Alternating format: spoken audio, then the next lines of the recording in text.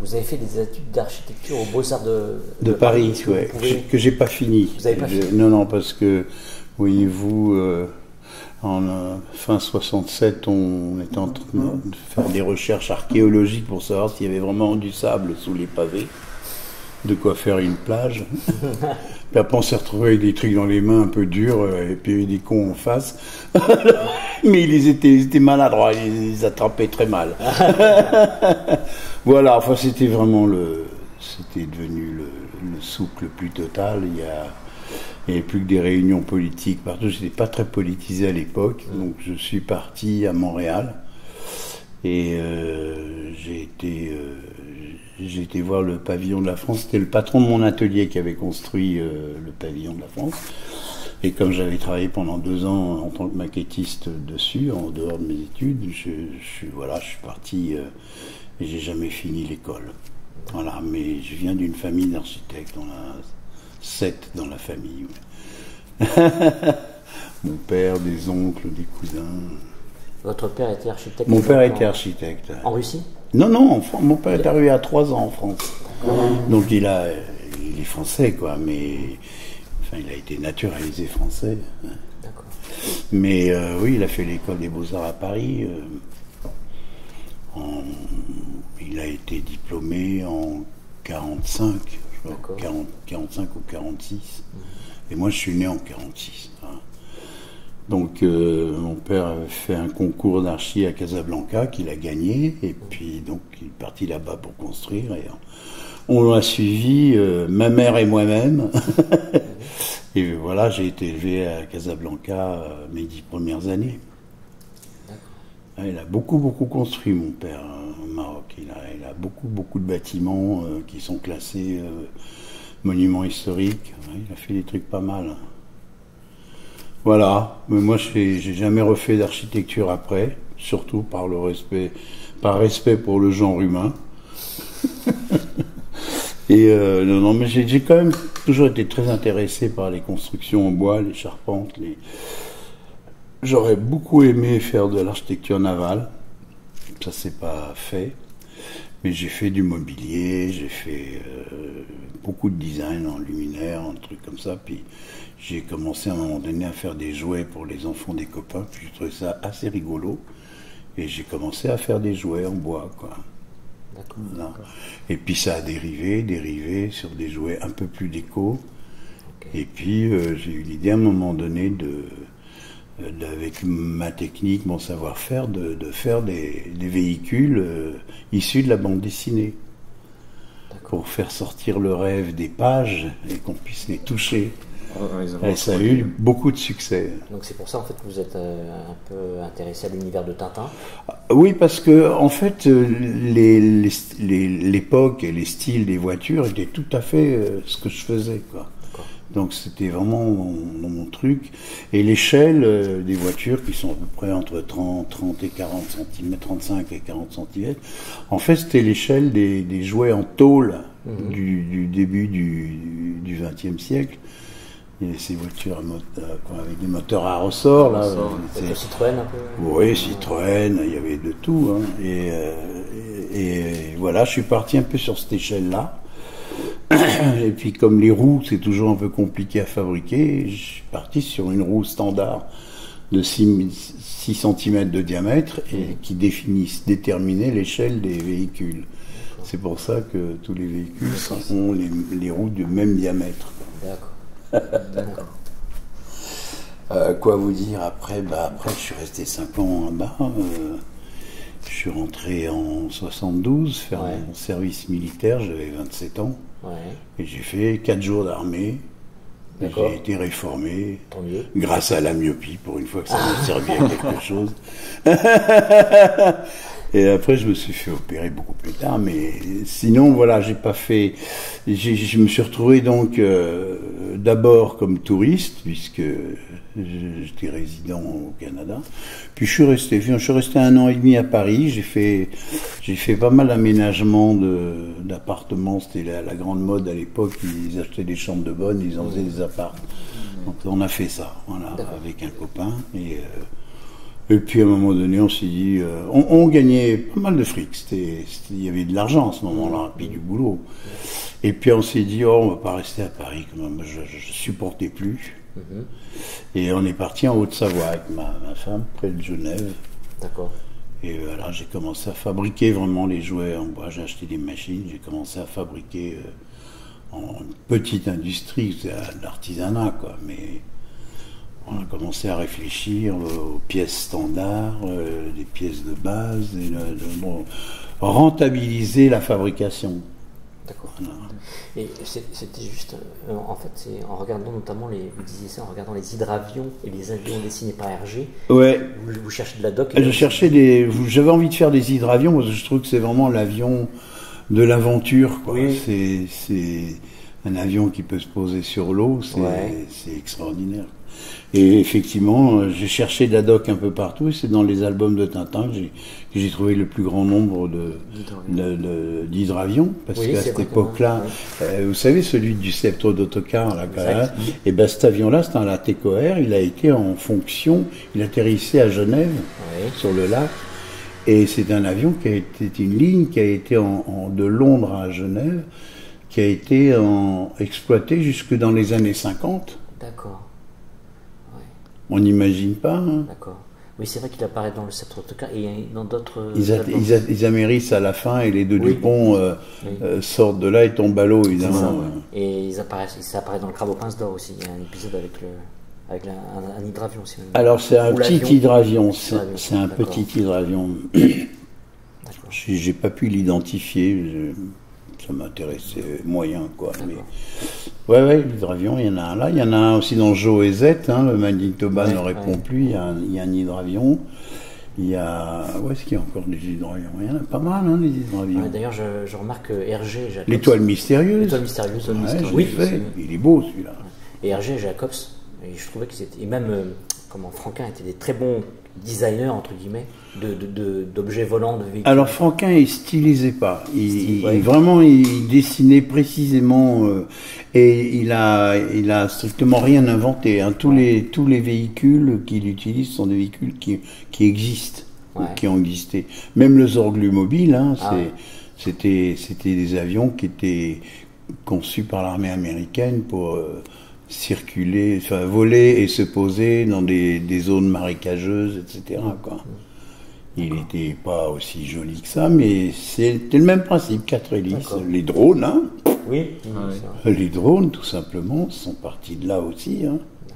On vient de parler de Tintin. Quelle BD lisez-vous? Quelles sont vos références? Je suis pas fanat de BD, bien sûr, j'en ai, je les lis. J'aime bien relire les Tintins de temps en temps parce que c'est un peu nostalgique. Mais j'aime beaucoup, par exemple, Black Sad. Ouais. J'aime beaucoup. Comment il s'appelle Je vois que Jacques Tardy, ça vous aimez bien. Ah ouais, Tardy, c'est mon maître. Je trouve du même âge que vous? Oui, on a exactement le même âge. Même génération. Ouais. Et il dessine que les quartiers où j'ai vécu bien, je connais bien. Et une époque que j'ai bien connue aussi. Oui, on a le même âge. C'est un ours, hein, lui. C'est pas un rigolo, hein. Ouais. C'est pas un rigolo. Ouais. Il m'avait fait chier, j'avais fait une 403, j'avais fait une 203 avec Burma dedans et la petite nénette, c'était Casse-Pipe à la Nation, un truc comme ça. Ouais.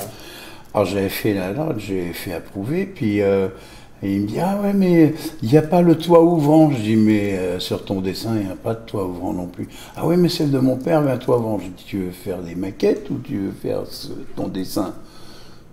Faut choisir. Moi, ça me pose aucun problème de faire un toit ouvrant, mais il n'y en a pas dans le dessin. Il faudrait peut-être que tu modifies ton dessin.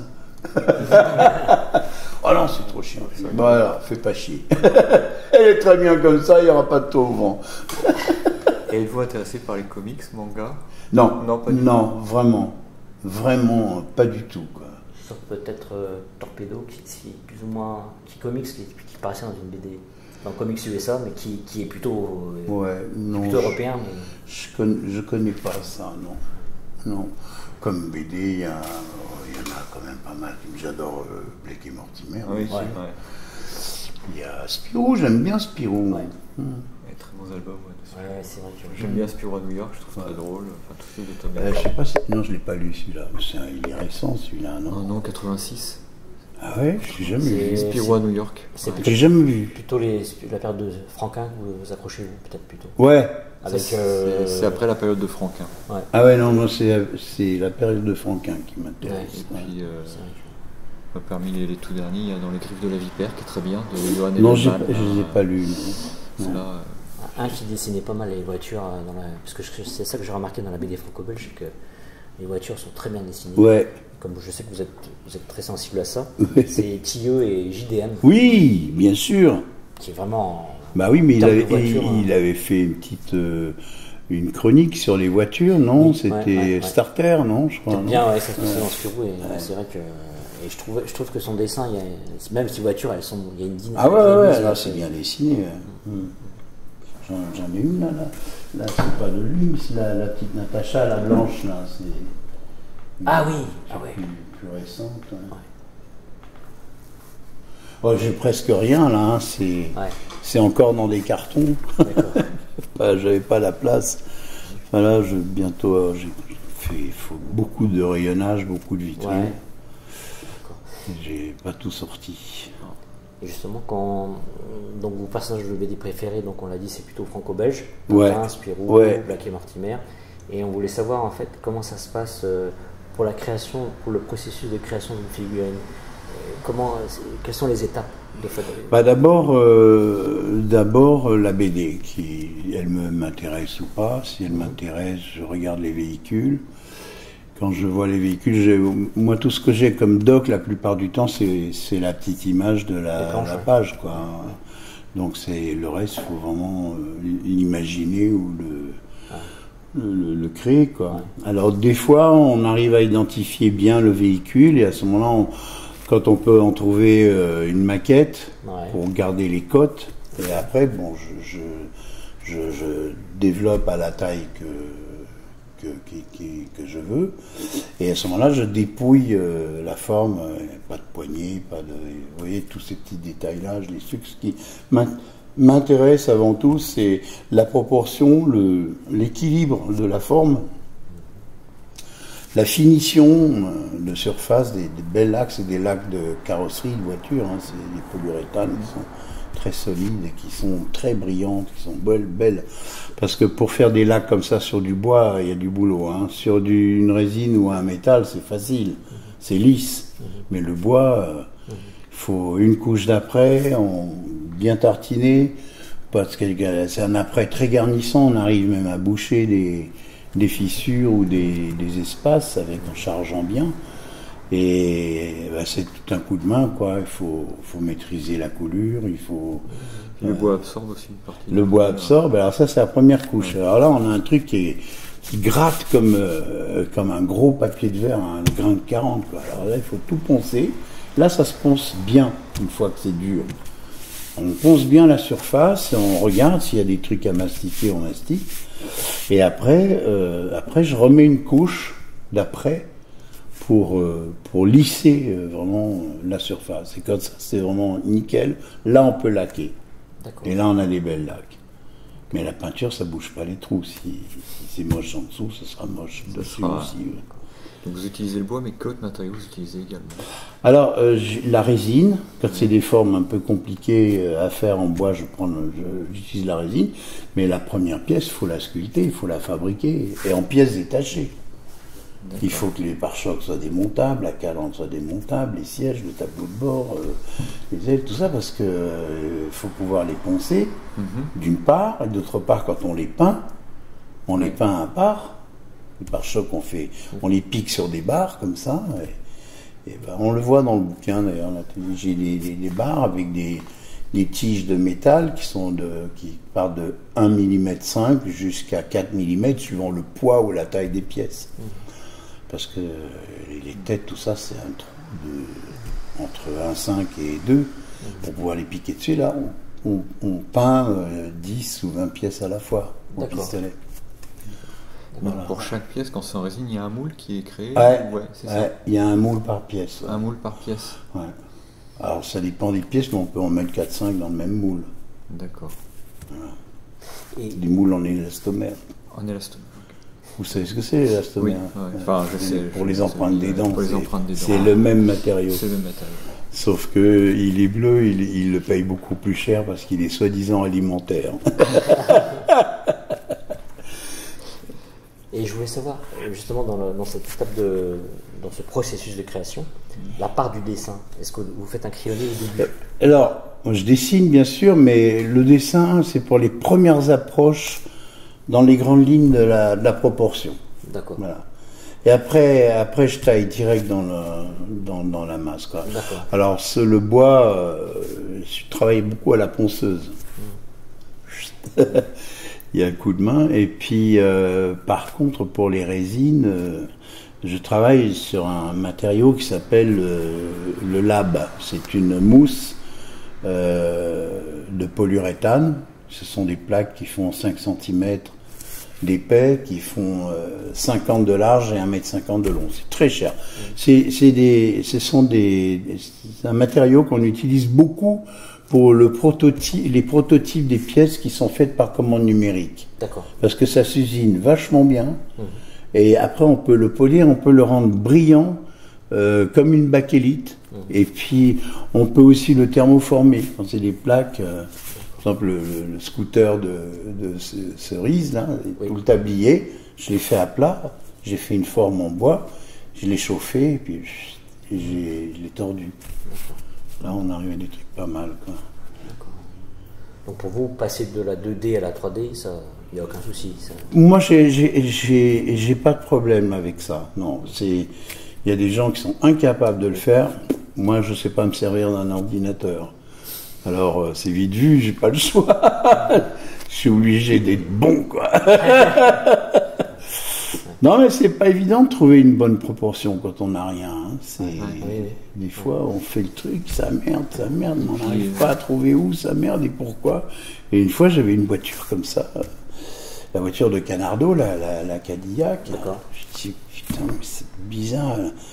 Et en fait, 2 jours après, je dis, ben voilà, elle n'est pas assez large. Je l'ai scié en deux.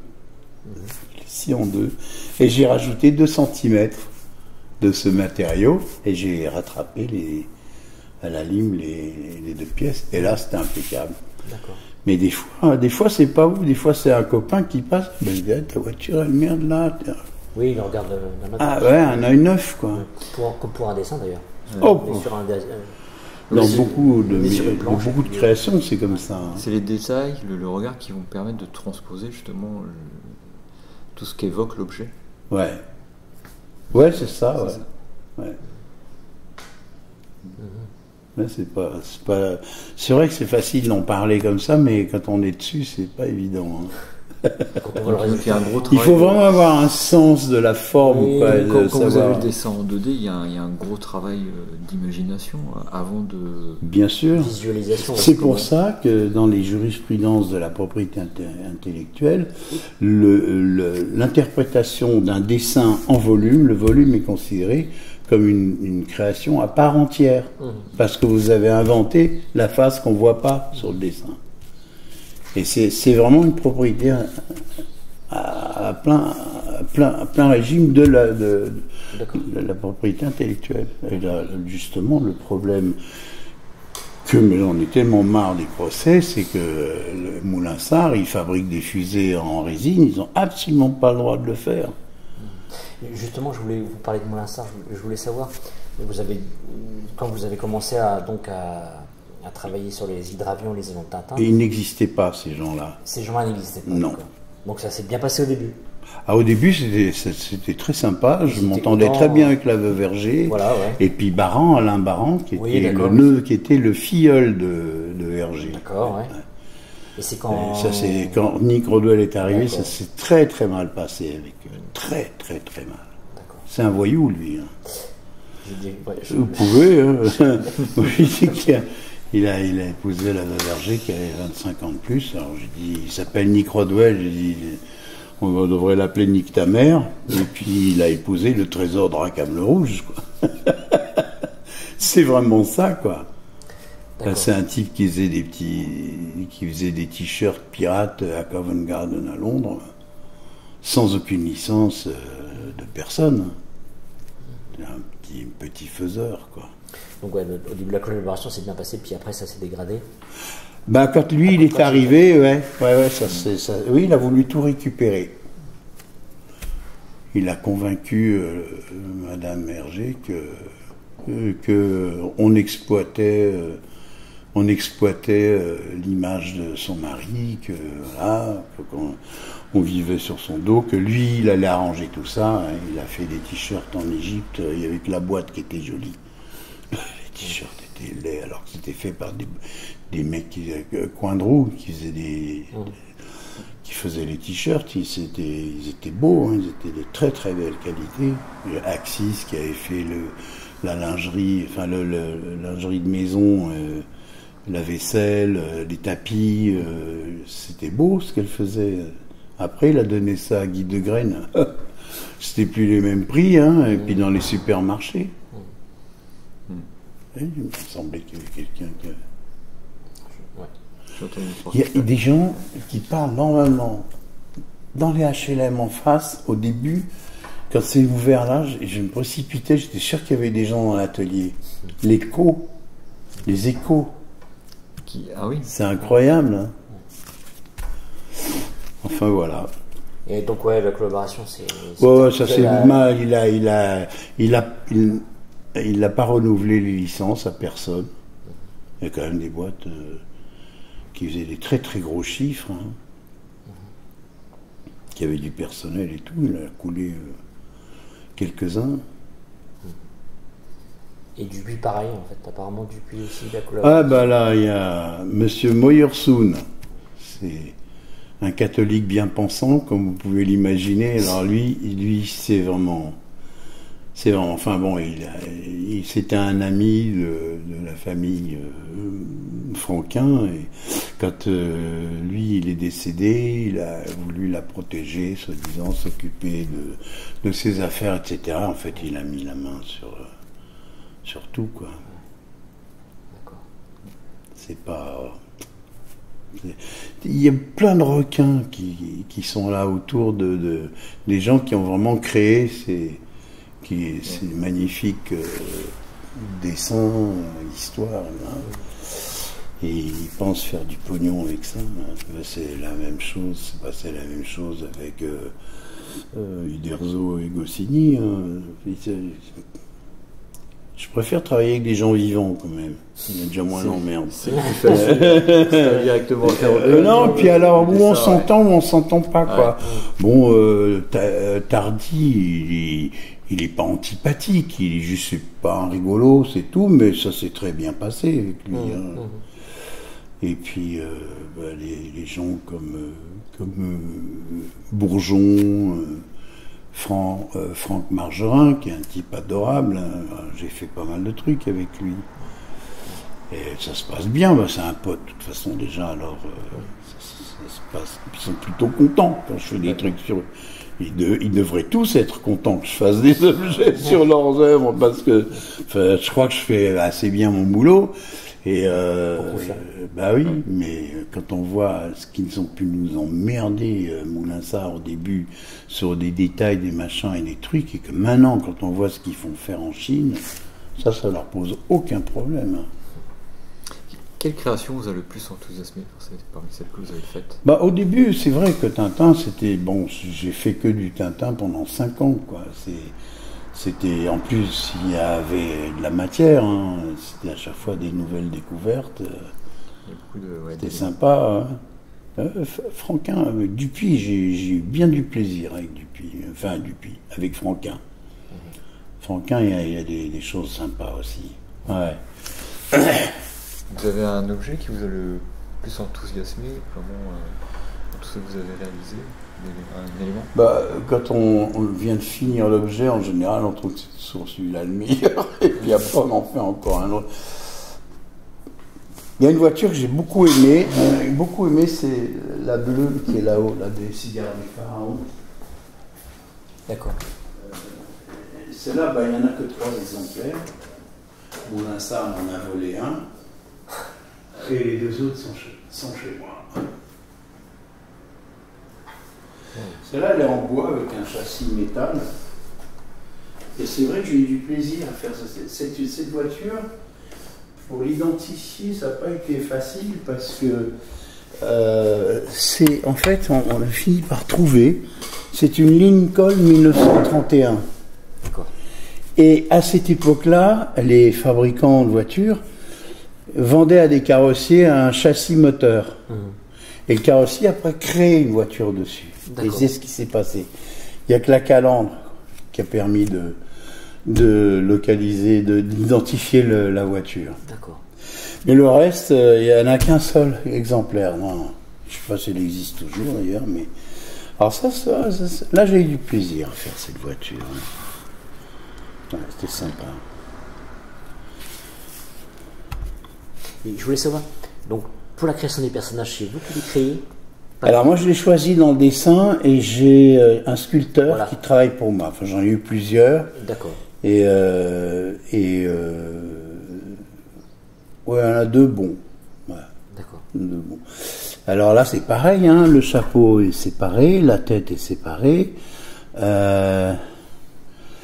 Le col de la chemise blanche, c'est séparé, ça vient s'emboîter dedans. D'accord. La veste, le pantalon, et les pieds et les mains. Tout ça, c'est des pièces qui sont indépendantes.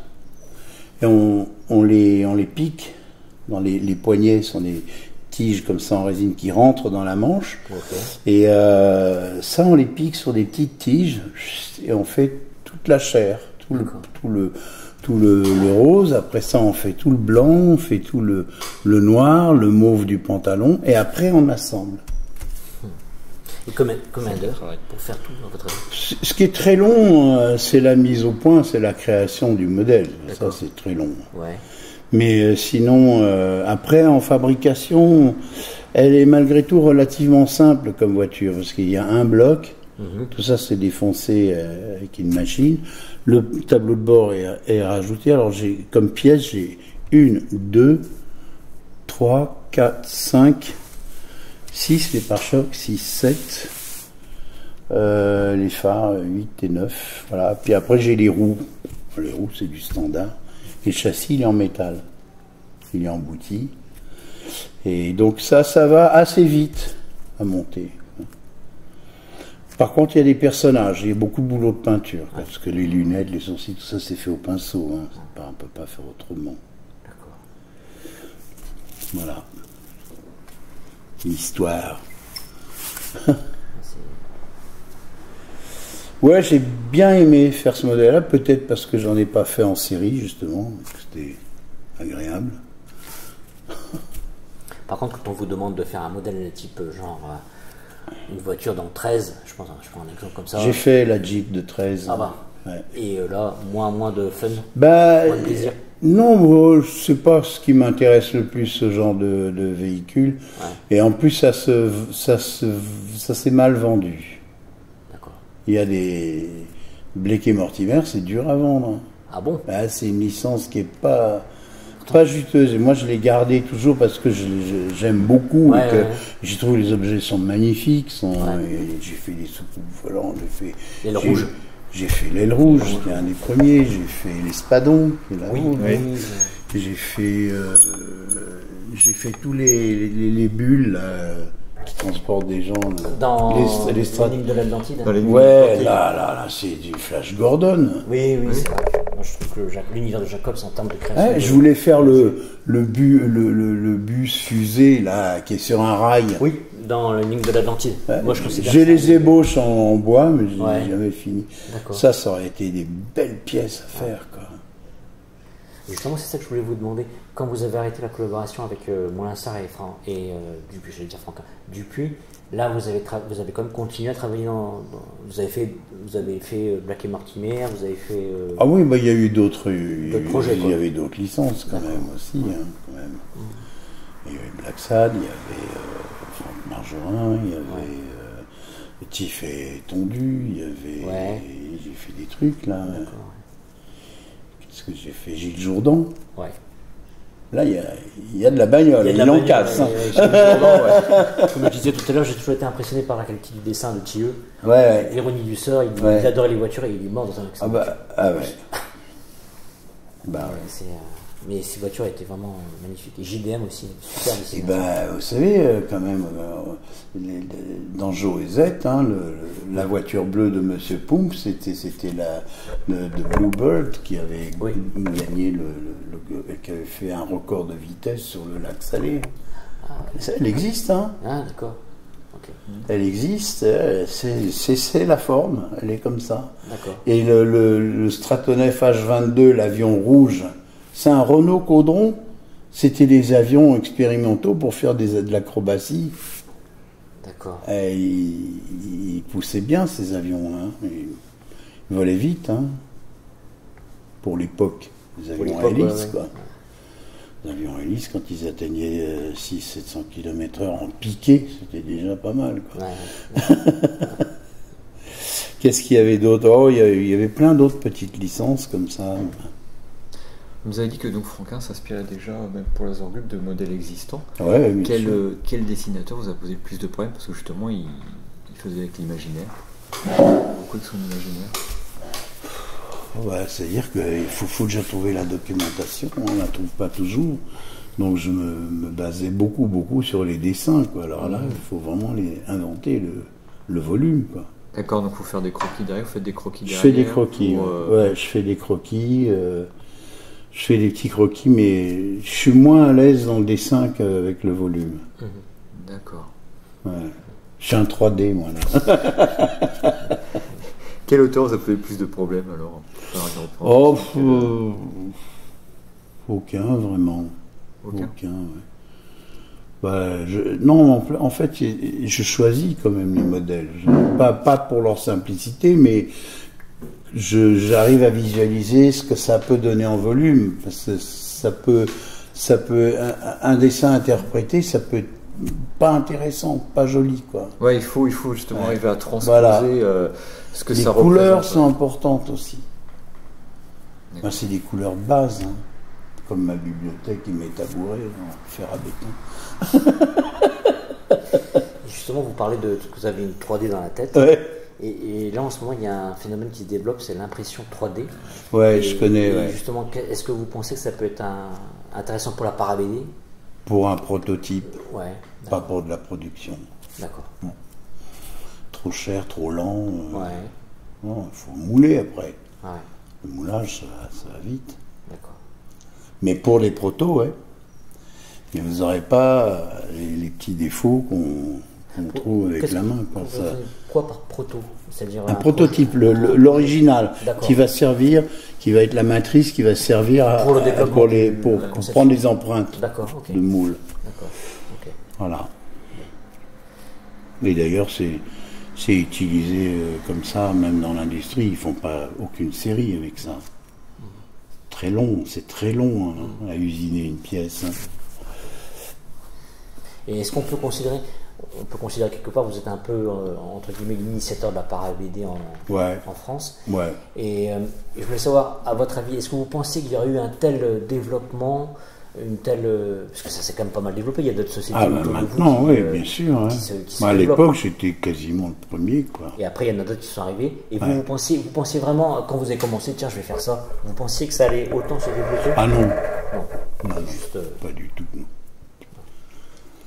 Pas du tout. Et je ne l'ai pas fait dans cet esprit-là, je le faisais parce que ça m'amusait de faire ça, et que c'est vrai qu'avec les clients, il y avait une complicité, quoi. Ils disaient, ah, tu devrais faire ça, et ça, et c'était sympa. Puis ils attendaient la pièce, ils attendaient que je sorte une nouveauté, quoi.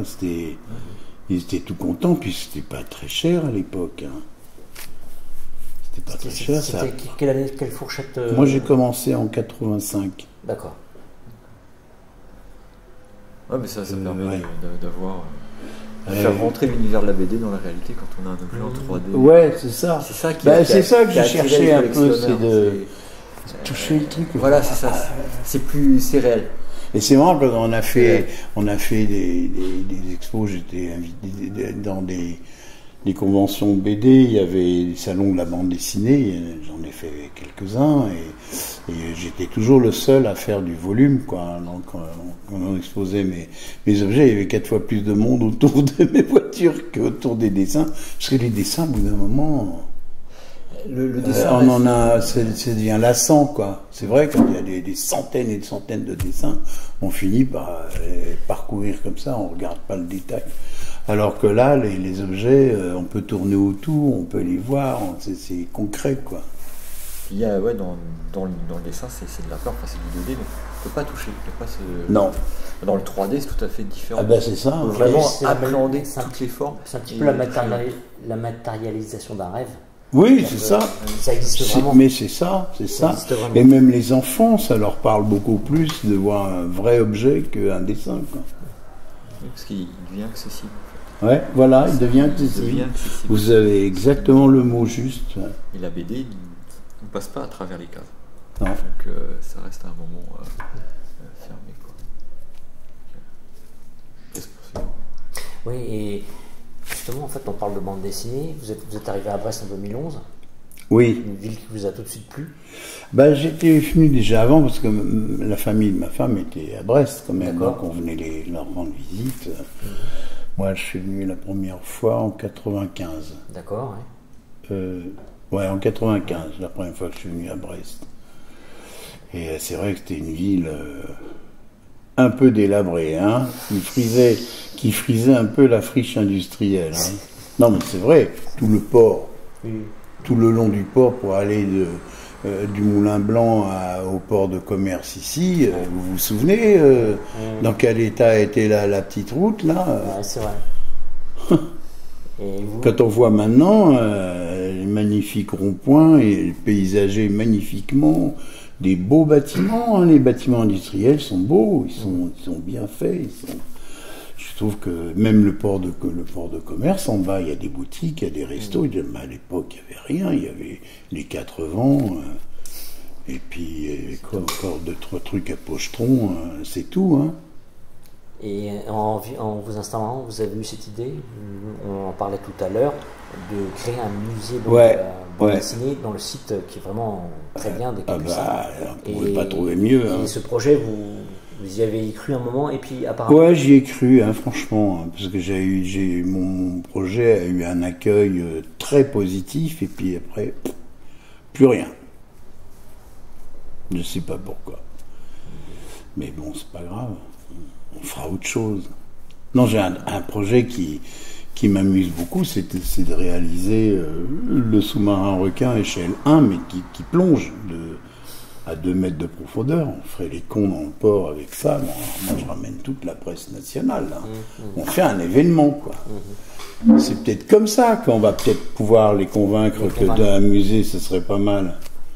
Vous travaillez sur un projet de... Ouais, je vais sous-marin le faire à requin. côté, là. Ouais, 6-7 mètres, il doit faire à peu près, hein, je pense. Hein.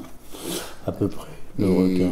Vous comptez faire les essais quand, alors ? Ah, j'en sais rien, parce qu'il faut le fabriquer, donc je vais déjà faire... je vais le dessiner, je vais faire une maquette pour savoir comment on va le construire. Et après, il faudra rajouter tout ce qui est moteur. Et après, bah là, je suis en cheville avec des mecs très sympas qui sont ingénieurs dans les sous-marins, qui étaient passionnés par ça. Alors eux, ils s'occuperaient dans leurs ateliers ou avec des collèges techniques, pourquoi pas, les faire participer de toute la partie moteur, ballast, pompe, courant, ce serait sympa ça. Hein. Ouais, ça Mais on se déguise en Tintin et on fait les cons dans le bassin. On va se faire tirer dessus par la marine nationale comme espion. Mais ce sous-marin-là, il ne l'a pas inventé. Hein. C'était les sous-marins que les Américains et les Anglais ont utilisés pour s'infiltrer sous les filets de protection dans les ports pour aller faire l'inventaire des bateaux qui étaient là. D'accord. Et de temps en temps poser une petite mine au passage. Donc ils avaient cette même forme. Et ils avaient cette forme-là. T'as fait, enfin, S'il y a une forme de requin, ouais, il y a des photos. Je dois avoir un bouquin quelque part sur. Cassarin a publié un bouquin sur, par exemple, toutes les voitures que Hergé a utilisées dans ses dessins. Et il y a les vrais et les dessins. D'accord. Donc elles sont identifiées, il y a l'historique de la voiture, etc. Ils ont fait la même chose pour les avions, pour les bateaux. Et dans les bateaux, il y a ce sous-marin.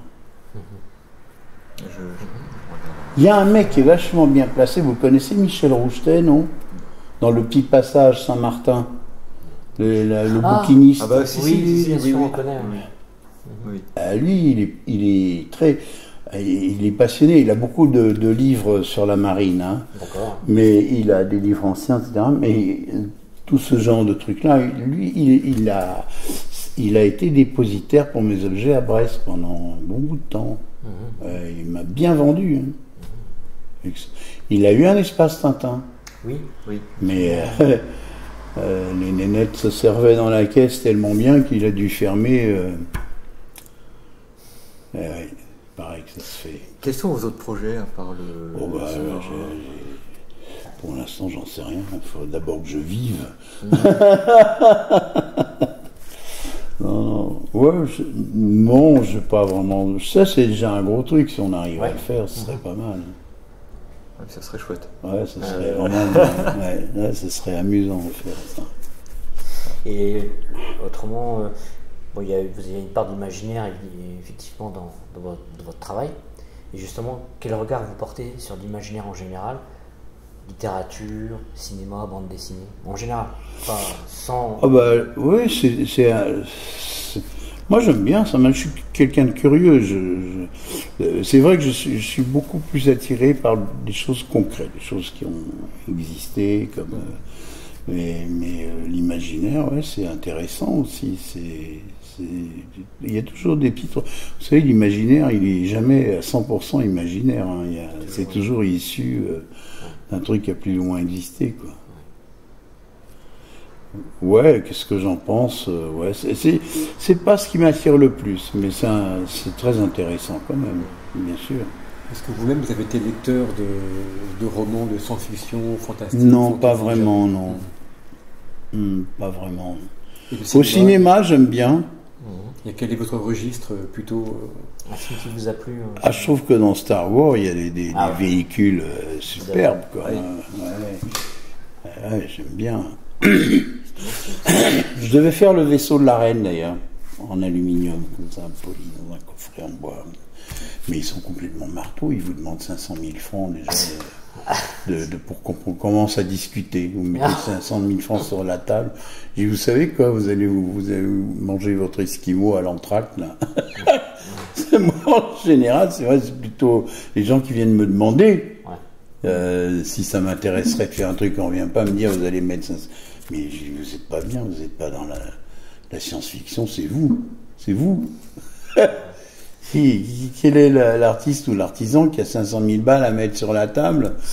Et après, ils viennent vérifier ce que vous faites tous les 3 mois, en première classe, avion, dans des hôtels, machin, et vous payez pour qu'ils viennent vous dire si vous faites bien votre boulot ou pas, quoi. Est-ce que des créatures comme celle d'Alien, ce sont des choses qui vous auraient intéressé à faire? Non, mais c'était intéressant. J'aime bien regarder. Moi, ce que j'ai trouvé, un des plus beaux films que j'ai trouvé, c'était vraiment Avatar. Ça, très beau. Là, ils ont fait fort. Je trouve dans l'imaginaire, c'est extraordinaire. Oui, toute la forêt. C'est beau, mais c'est beau. Il y a 4 films qui sont en tournage actuellement. Donc, une quadrilogie va suivre d'ici quelques Ah bon? 2020 ou 2021. Ah ouais, je serai peut-être encore vivant.